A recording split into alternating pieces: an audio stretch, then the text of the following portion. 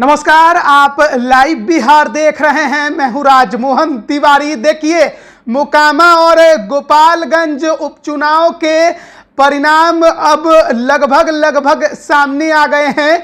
मोकामा तो एक बार फिर से अनंतमय होने जा रहा है। 15 राउंड की गिनती के बाद बम्पर वोट से नीलम देवी वहां पर आगे चल रही हैं, लेकिन गोपालगंज में जो लड़ाई है वो फंस गई है। आरजेडी और बीजेपी उम्मीदवारों के बीच कड़ी टक्कर गोपालगंज में देखने को मिल रही है।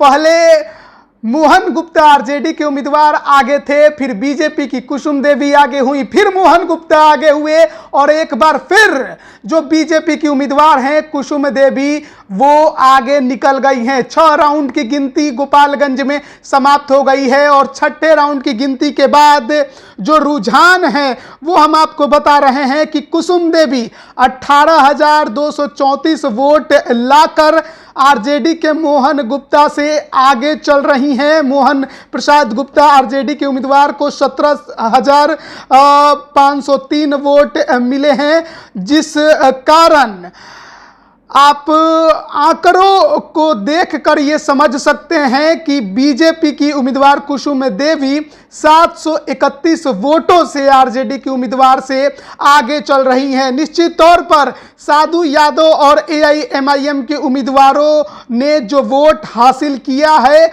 उसका नुकसान गोपालगंज में आरजेडी को साफ तौर पर दिखाई दे रहा है। साधु यादव की पत्नी इंदिरा यादव को 3,067 वोट मिले हैं, जबकि एआईएमआईएम के उम्मीदवार अब्दुल सलाम को 1144 वोट हासिल हुए हैं। करीब 9 उम्मीदवार गोपालगंज के मैदान में कूदे थे, लेकिन लड़ाई जो है वो बीजेपी और आरजेडी के बीच में कांटे की देखने को मिल रही है और बीजेपी की उम्मीदवार कुसुम देवी 731 वोटों से 6 राउंड की गिनती के बाद आरजेडी उम्मीदवार से आगे चल रही हैं। तो कहीं ना कहीं गोपालगंज में अभी भिड़ंत जो है वो बेहद कांटे का देखने को मिला है और ये कहना कि कौन बाजी मार लेगा गोपालगंज का अभी उतना ज्यादा मुमकिन नजर नहीं आ रहा है। तो इंतजार करना होगा गोपालगंज की जनता को, साथ ही साथ जो राजनीतिक दल वहां चुनाव लड़ रहे थे उनको, कि